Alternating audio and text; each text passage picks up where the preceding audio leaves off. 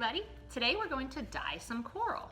So we've got shells and coral from the beach. I've covered my work surface because we will be using alcohol inks and they can stain. And I'm going to put some gloves on to protect my hands. So if you get alcohol ink on your hand, it will come off. You can use rubbing alcohol to get it off.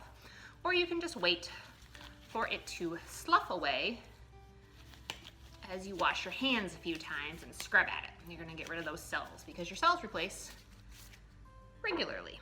All right, so got our coral.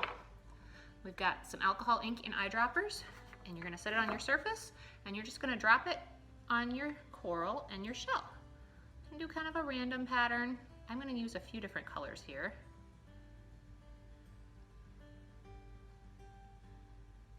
You'll see how it kind of spreads and absorbs because your shells and your coral are kind of dry. There's my teal. I've got some pink. I'm just going to drop it on there. If you want, you can let each color dry and then add more.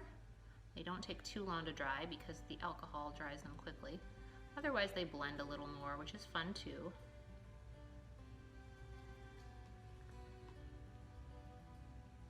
I've got some green. Spread that around a little bit.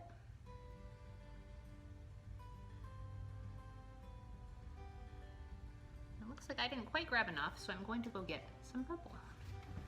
So I'm going to get some purple and pink. And I'm going to add some purple to this coral. Just little drops at a time. You don't need a lot.